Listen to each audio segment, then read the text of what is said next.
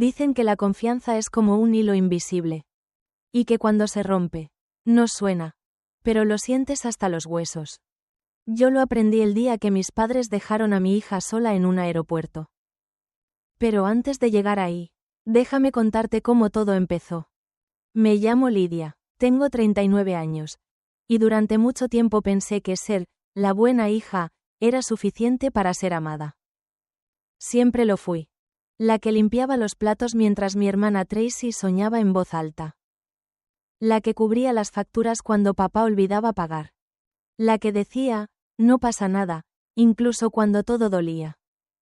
Y mi familia se acostumbró a eso. A que yo estuviera disponible. A que no reclamara. A que sonriera incluso cuando me tragaba las lágrimas. Tracy, en cambio, era la estrella. Brillante. Espontánea. Adorada. De niñas, recuerdo una vez que rompió el jarrón favorito de mamá. Lloró. Y fue suficiente. Mamá me miró a mí, no a ella, y dijo: Lidia, tú deberías haberla vigilado. Tenía 11 años, pero ese día entendí algo, en mi familia. La culpa siempre tenía mi nombre. Los años pasaron, y la historia se repitió con otros escenarios. Tracy seguía siendo la creativa, la soñadora. Yo era la responsable, la que resolvía los problemas. Cuando nació mi hija Maddie, juré que conmigo todo sería diferente. Que ella crecería sabiendo que su voz importaba. Y por un tiempo, lo logré. Hasta ese viaje. Era el primer vuelo de Maddie sin mí. Tenía 8 años y un brillo en los ojos que me partía el alma de orgullo. Saltaba con su mochila, revisando 3 veces que su conejo de peluche estuviera dentro. Hablaba sin parar de Florida, de los parques, del sol. Mis padres y Tracy habían planeado ese viaje durante meses. Yo no podía ir. Trabajo.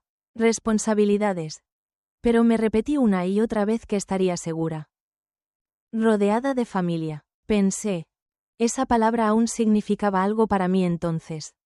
A las 7:50 de la mañana, mamá me envió una foto. Maddie sonriendo en la puerta de embarque, mostrando un diente faltante y el pulgar arriba. Está feliz, escribió. Y yo, también sonreí. Por un instante, el mundo parecía justo. Mi pequeña iba a vivir su primera gran aventura. Y yo, por fin, podía creer que mi familia había cambiado. Pero lo curioso de la traición es que nunca llega gritando. Llega en silencio, disfrazada de normalidad. Y a veces, solo necesitas un mensaje para que todo lo que creías conocer se desmorone. 2 horas después, mientras revisaba correos en la oficina, mi teléfono vibró. Era de mamá. El texto decía solo: votamos todos para que se quedara. Al principio, me reí. Pensé que era una broma, una de esas frases tontas de familia. Pero había algo en la forma en que lo escribió. Tan fría, tan definitiva. Dejé el teléfono sobre la mesa. Pero el corazón ya no me obedecía. Y aunque todavía no lo sabía, ese pequeño mensaje sería el comienzo del fin. Del fin de mi confianza. Del fin de mi silencio. Y del principio de algo mucho más fuerte. Porque en los minutos que siguieron, mientras mi hija esperaba en una terminal llena de desconocidos, yo todavía creía que todo estaba bien. Que ellos la cuidaban. Que el amor era algo que todavía nos unía. Me equivoqué. Y esa verdad llegó con la siguiente llamada. A veces la traición no se siente como un grito. Se siente como un silencio que se alarga demasiado. Y ese silencio empezó justo después de ese mensaje. Votamos todos para que se quedara. Lo miré 1, 2, 3 veces. Mi cerebro lo leía. Pero mi corazón no lo entendía. ¿Qué querían decir con eso? Se quedara. ¿Dónde? ¿Por qué? Me obligué a reír. Pensé que era una broma familiar. Un mal chiste de mi hermana. Pero había algo en el tono. Algo seco, casi cruel. Respondí. ¿De qué están hablando? ¿Dónde está Maddie? Nadie contestó. 5 minutos. 10. 15. El teléfono en mi mano pesaba como una piedra. Cada segundo de silencio dolía como un latido roto. Volví a escribir. Llamé. 1, 2, 5 veces. Nada. En la oficina, mis compañeros seguían hablando de informes y presentaciones. Pero yo solo escuchaba el sonido de mi respiración. Ese sonido que empieza a acelerarse cuando tu instinto te grita que algo está mal. Tomé el bolso. Salí sin decir una palabra. El ascensor parecía moverse a cámara lenta. Cuando por fin llegué al coche, ya no quedaba espacio para la duda. Algo había pasado. Llamé a mi madre de nuevo. Esta vez contestó. Su voz sonaba ligera, demasiado tranquila. ¿No recibiste nuestro mensaje? Sí, pero... ¿Dónde está mi hija? Silencio. Luego, la voz de mi padre. Plana, como leyendo un informe. Se estaba portando mal. Pensamos que sería mejor que se quedara. Sentí que el mundo se inclinaba. ¿Qué? ¿Qué significa eso? Y entonces escuché la voz de Tracy, mi hermana, riendo al fondo. Relájate, Lidia. Llamamos a una agencia de niñeras. Está bien. La rabia me subió como fuego. No entendía cómo podían sonar tan calmados. Mi hija, 8 años, sola. ¿Y ellos lo decían como si fuera una simple decisión familiar? ¿Una agencia? ¿Una desconocida? Está en un aeropuerto. Pero ya no me escuchaban. Alguien. Creo que fue mamá. Murmuró. No dramatices, todo está bajo control. Y colgaron. Me quedé con el teléfono pegado a la oreja, escuchando el bip del final de la llamada. Esa secuencia de pitidos me sonó como un funeral. No para mi hija, sino para lo poco que quedaba de mi confianza en ellos. Respiré hondo. 1, 2 veces. Intenté pensar con claridad. Tenía que encontrarla. Tenía que moverme. Busqué el número de la agencia. Tardaron en contestar. Una voz cansada, indiferente. Sí, la niña ya fue recogida. Está a salvo. ¿Dónde? Le enviaremos la dirección por mensaje. Y así, mientras mi teléfono vibraba con esa dirección, entendí que el viaje familiar, que tanto habían planificado, se había convertido en mi propia pesadilla. Mientras conducía hacia esa casa, cada semáforo en rojo me parecía una traición más. Cada coche que se cruzaba era un obstáculo entre mi hija y yo. La mente me repetía imágenes que no podía soportar. Ella sola, llorando, mirando alrededor buscando una cara conocida. Yo, en cambio, atrapada en el tráfico, gritándole al vacío. Dicen que hay momentos que te quiebran para siempre. Pero también dicen que a veces, justo en ese quiebre, algo nuevo empieza a nacer. Mientras el cielo se nublaba sobre la autopista, sentí por primera vez en mi vida una furia limpia, sin culpa. No era rabia. Era despertar. Porque cuando llegué a esa casa, cuando por fin vi a Maddie sentada en un sofá, abrazando a su conejo de peluche, entendí que algo dentro de mí había cambiado. Y lo que ocurrió en los minutos siguientes, no solo me devolvió a mi hija, me devolvió también a mí misma. Dicen que hay momentos en los que el tiempo deja de existir. Donde cada segundo pesa como una eternidad. Esa fue mi carretera hacia Maddie. El cielo estaba gris, el aire cargado. Cada gota de lluvia golpeando el parabrisas sonaba como un recordatorio. Llegas tarde. Tenía las manos temblando sobre el volante. Mi teléfono vibraba con la dirección de la niñera, pero la pantalla era un borrón. Lo único que podía ver eran los ojos de mi hija, esperándome. Llamé a la agencia otra vez mientras el tráfico se hacía interminable. Por favor, dígame si está bien, si come, si habla con alguien. La mujer al otro lado del teléfono respondió con un suspiro, como si yo estuviera exagerando. Está bien, señora, solo está un poco callada. Callada. Mi hija nunca estaba callada. Y ese detalle me atravesó como una lanza. El reloj del coche marcaba las 6:12 de la mañana. Habían pasado más de 8 horas desde que la dejaron sola. 8 horas en las que una niña de 8 años aprendió lo que significa el abandono. Mientras conducía, mi mente me castigaba con imágenes que no podía detener. Maddie sentada en una silla de plástico, abrazando a su conejo de peluche. Los altavoces del aeropuerto repitiendo nombres, vuelos, destinos. Y ella, creyendo que era un juego. Al principio. Luego, los minutos pasando, La gente desapareciendo. Y su pequeño rostro comenzando a entender. ¿Por qué no vienen por mí? Una parte de mí gritaba. La otra intentaba mantener la calma. Pero dentro, algo se estaba rompiendo sin ruido. Cuando finalmente llegué, el cielo ya se había cerrado por completo. Llovía con furia, como si el mundo también estuviera cansado de ser indiferente. Golpeé la puerta de la casa indicada. Una mujer cansada, con el cabello recogido, me abrió con fastidio. ¿Usted es la madre? Sí. Ha estado aquí todo el día.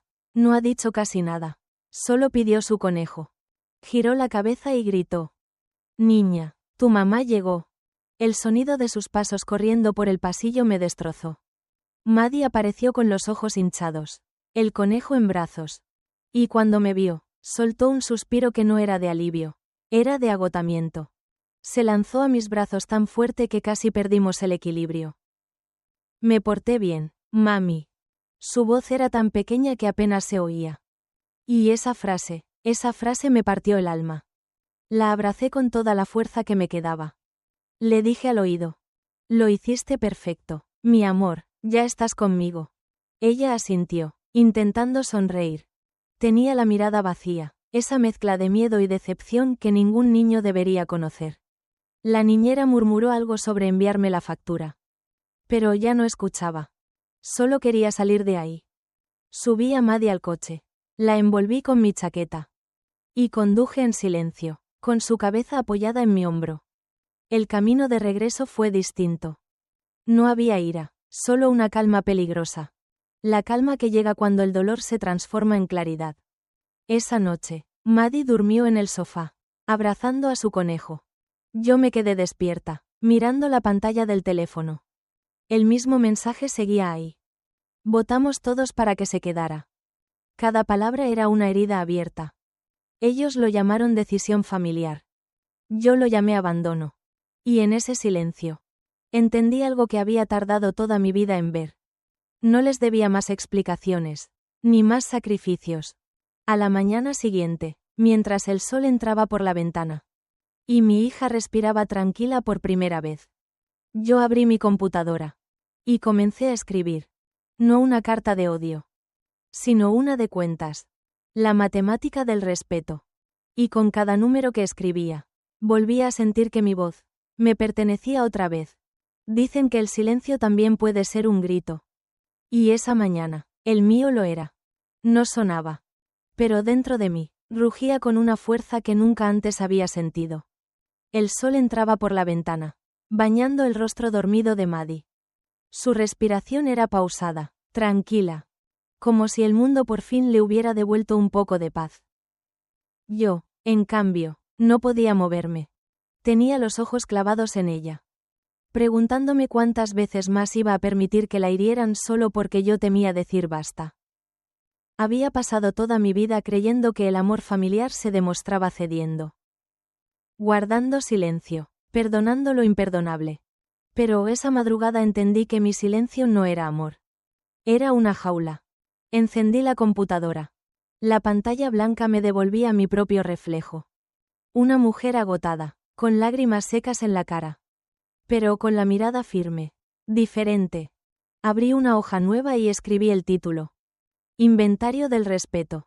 No era una carta. Era una rendición de cuentas. No de dinero, sino de dignidad. Empecé a escribir. 3 años de renta impaga. Vacaciones que pagué, pero nunca tomé. Préstamos que jamás devolvieron. Facturas médicas, reparaciones, cumpleaños, regalos. Cada línea era una cicatriz puesta en palabras. Cada número, una frontera que jamás debí cruzar. Sumé todo, $8.347. Pero lo más caro no estaba en esa cifra. Era mi tiempo, mi energía, mi silencio. En otro tiempo habría llorado al escribirlo. Esta vez no. Solo sentí claridad. Por primera vez en años. La rabia no me quemaba. Me organizaba. Era como si cada tecla que golpeaba el teclado clavara una estaca en el suelo diciendo, hasta aquí. No se trataba de venganza. Era justicia. Era mi manera de decirles, sin una sola palabra de odio. Que ya no podían seguir tratándome como la hija que siempre arreglaba todo. Releí lo que había escrito. No había insultos, ni reproches. Solo fechas, montos, comprobantes. La verdad desnuda. Escribí en el asunto del correo. Liquidación pendiente. Adjunté los archivos. Y copié a todos, mamá, papá y Tracy. Luego, respiré. Y presioné con acento agudo enviar. El clic sonó pequeño. Pero en mi pecho. Se sintió como un trueno. Por primera vez, mi silencio no fue sumisión. Fue poder. Y en esa calma nueva, sentí algo parecido a libertad. Maddie se movió entre sueños, murmurando algo ininteligible. Me acerqué, le acaricié el cabello. Ella suspiró y volvió a dormirse. Y ahí lo supe. No necesitaba su aprobación. Solo necesitaba ser el ejemplo que quería que mi hija recordara. Al día siguiente, mi teléfono comenzó a vibrar sin parar. Una videollamada desde Florida. El sol, las risas, las copas de vino. Mis padres, mi hermana. El escenario perfecto de la hipocresía. Y en ese momento, entendí que la factura que acababa de enviar no solo iba a cobrar dinero, iba a cobrarles una lección. A la mañana siguiente, el teléfono no dejó de vibrar. Llamadas perdidas, mensajes. Primero uno, luego otro, y otro más. Todos con el mismo tono de siempre, urgente cuando les conviene. Pero esta vez no corrí a contestar. Esta vez, dejé que sonara. Hasta que finalmente, una videollamada insistente llenó la pantalla.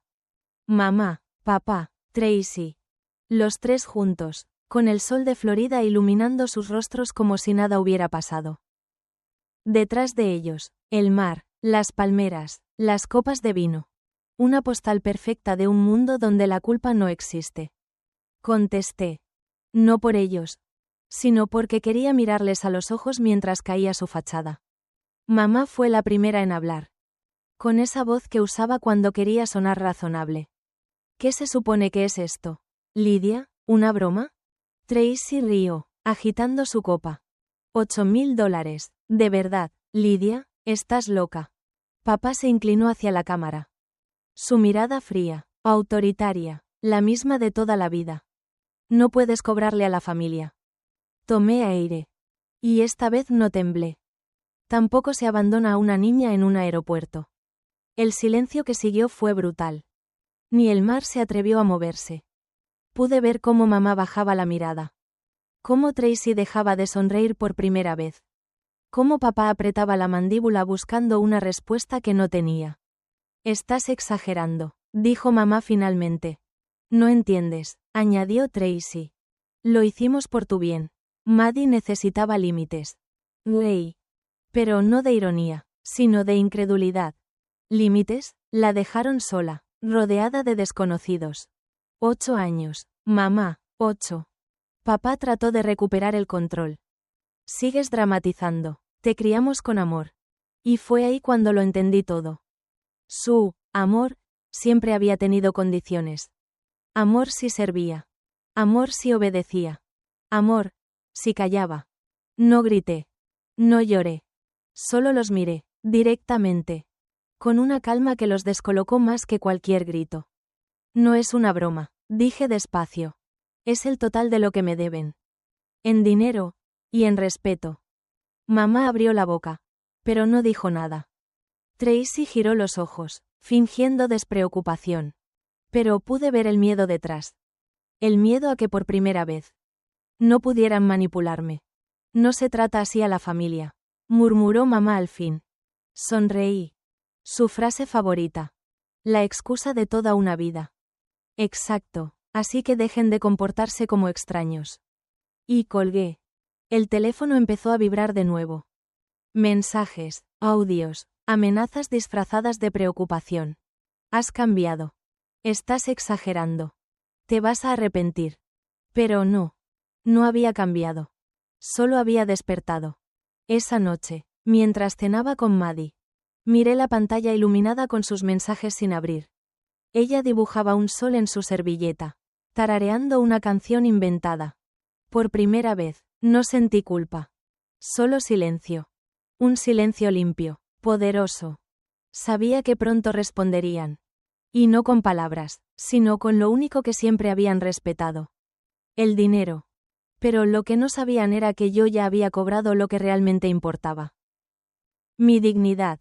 Una semana después, cuando el sobre con el pago llegó a mi buzón. No sentí victoria. Sentí cierre. Y en ese instante comprendí que a veces, el precio del amor familiar es aprender a perderlo para poder amarte a ti misma. Dicen que después de la tormenta llega la calma. Pero nadie te advierte que esa calma no siempre es paz. A veces es solo el eco de todo lo que perdiste. Y de lo que finalmente fuiste capaz de dejar ir. Una semana después de aquella llamada. El sobre llegó. Sin una nota, sin disculpas. Solo un cheque con la cifra exacta. $8.347. Lo sostuve entre los dedos. Y por un instante pensé en todos los años. En los que habría dado cualquier cosa. Por una sola palabra de reconocimiento. Por un abrazo sincero. Y ahí estaba. Su respuesta. Dinero. Lo deposité sin pestañear. No porque lo necesitara. Sino porque era su manera de admitirlo. De aceptar que esta vez. Yo había puesto las reglas. Esa noche, la casa estaba en silencio. Un silencio distinto, sin tensión, sin miedo. Solo Maddie, sentada en la mesa. Con sus lápices de colores y su conejo de peluche al lado. ¿Qué haces, amor?, le pregunté. Ella sonrió sin levantar la vista. Un dibujo. Me acerqué. En la hoja, un conejito con una mochila saludaba bajo un cielo azul desordenado. ¿Y a dónde va ese conejito?, pregunté. Vuelve a casa, dijo. No sé por qué, pero esa frase me desarmó. La abracé por detrás, sintiendo su cabello rozarme la mejilla. Y en ese gesto, entendí algo que había buscado toda la vida. Yo también estaba volviendo a casa. No a una dirección, sino a mí misma. Encendí el teléfono. Cientos de mensajes sin leer. Los miré por última vez. Y los borré todos. Uno por uno. Cada, has cambiado. Cada, te vas a arrepentir. Cada, somos familia. Porque sí, había cambiado. Ya no era la hija complaciente. Ya no era la mujer que pedía permiso para existir. Ahora era una madre que aprendió que proteger a su hija también significaba protegerse a sí misma. Esa noche, cuando Maddie se durmió, me quedé mirando por la ventana. El reflejo del vidrio me devolvía una imagen que casi no reconocí. No una víctima. No una hija rota. Sino una mujer entera. La versión de mí que había estado enterrada bajo años de culpa. Y sonreí. Ellos votaron para que ella se quedara atrás. Pero yo voté para avanzar. Y esta vez, mi voto fue el único que importó. Porque ser buena no significa callar. Y a veces, decir, basta. Es el acto más puro de amor que puedes ofrecerle a quien amas. Y a ti misma.